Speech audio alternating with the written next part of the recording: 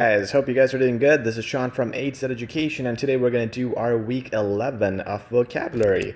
Let's get started. The first word we're going to learn today is advocate. A-D-V-O-C-A-T-E.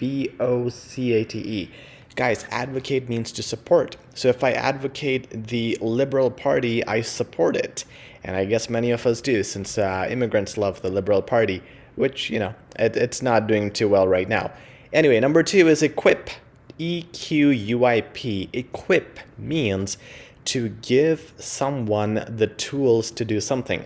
It's a positive thing, and it could mean, for example, I am equipping you guys with the knowledge of vocabulary. So it's like I'm giving you some knowledge, I'm giving you some tools, and that is equip.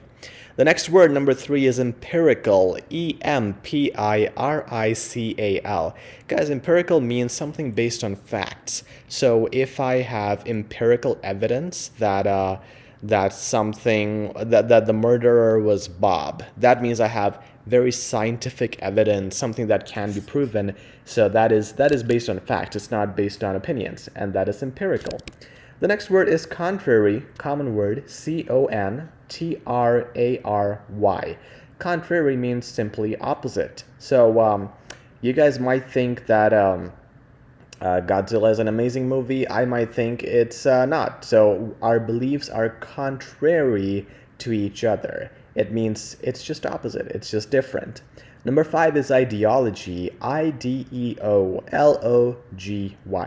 Ideology, guys, is a set of beliefs, and it's not just one belief. If you have one belief in something, you have that belief. But if you have an ideology, it's a combination of different beliefs. So my ideology, as you can see on this channel, is positivity, hard work, desire. So those are the set of beliefs and principles I live by, and that is my ideology. Set of beliefs. Number six is hierarchy. H-I-E-R-A-R-C-H-Y. If you are doing the IELTS exam, I've seen this in IELTS in a lot of readings. So hierarchy means it's a structure of management or leadership. So in your office, your hierarchy might be it could be president, vice president, managers, 2 managers, and then 4 supervisors, and then 20 employees. So that's the structure. It's the way a structure is in a family, in an office, in a government. That is hierarchy. Intervene is our next word. I-N-T-E-R-V-E-N-E. And sorry if I didn't spell hierarchy. Let me just do it again, just to make sure. Hierarchy was H-I-E-R-A-R-C-H-Y. Anyway, number 7, we're talking about intervene now. Intervene means to interrupt. So I intervened right now with myself, but I can't use it for myself. Intervene is more formal. Okay, so let's say Bob and Daisy are talking. They're fighting. So if I interrupt them, I interrupt them. Bob and Daisy, it's not a formal situation. It sounds like my group of friends. But if right now what happened was there's the lockdown procedure in Ontario, and people intervened and intervened the state of the government, and they had a protest. So they interfered. They interfered in a more formal process.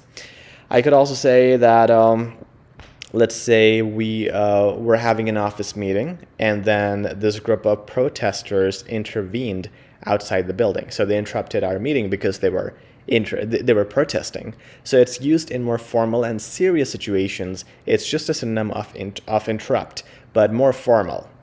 The next word is successor, number 8, S-U-C-C-E-S-S-O-R. Successor means someone who's going to take your position or someone else's position after them.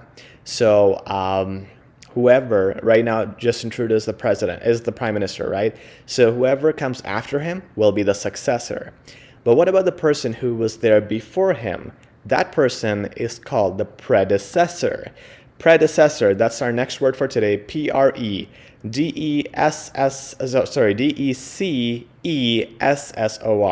Long word. Predecessor simply means someone who was in the office or in some position before this other person. Number 10 is undertake. Under and take, simple spelling. Now, undertake means to do something. So I am undertaking a job right now of uploading this video, or I can undertake the desire to cross a river on a canoe, and that means to take the responsibility of doing something, of getting into an adventure, getting into some work. Number 11 is ignorant, IGNORANT. Ignorant people, we call people ignorant when they don't have enough info and they're going to act without enough info. And that's obviously negative. So let's say someone says, like right now, there's a lot of Asian hate, right? There's a lot of racism against Asians, especially in the US. So there are people there who are gonna attack people from Asia, unfortunately, and they're gonna say things like, "You're bringing COVID, and you are, you're the reason why we have lockdowns," which is not true. I mean, to some extent, yes, but right now the whole world has this problem, so you don't have to beat up Asians when you see them. And that's why we call these people ignorant, because they don't know that some Asians might actually be protecting others, that they may be much healthier than other demographics. So when you don't have enough info and you make these claims, you act negatively. A negative word that's given to you is ignorant. Number 12 is interval, INTERVAL. Interval is a set of time. So for example, there are 6 intervals throughout the day when I eat. I actually do that. So I eat every 2.5 hours. So it's like a period of time you set to do something. Let's say today snow was happening, which is unfortunate. I'm in Winnipeg, guys. I live in Winnipeg, Manitoba, probably the coldest city in Canada. And during different intervals, it kept snowing today. It means during different periods of time. And it's April 19th, which sucks, and there is snow. Anyway, paradigm is the next word, number 13, PARADIGM. Paradigm is your way of thinking. So, guys, if you grow up again around negative people, when you grow up and you mature as an adult, you have a negative paradigm. So you think negatively, you think, if I go in this business, I'll fail. If I do this job, I might be bullied by others. If I apply for this job, I might not qualify for the interview. That's called paradigm. On this channel, we teach positivity training. We teach people how to change their paradigms. If you guys have ever read the book 7 Habits of Highly Effective People by Stephen R. Covey, he says paradigm shift is extremely important. When he says that, he means a shift in thinking. So now if you have a positive thinking, you think like positive people, you get into business thinking you will be the successful business. Get into a job thinking you'll get the promotion next month. So having a good paradigm means having a good way of thinking. Number 14 is deviate, DEVIATE. Deviate is to go away from your course of action.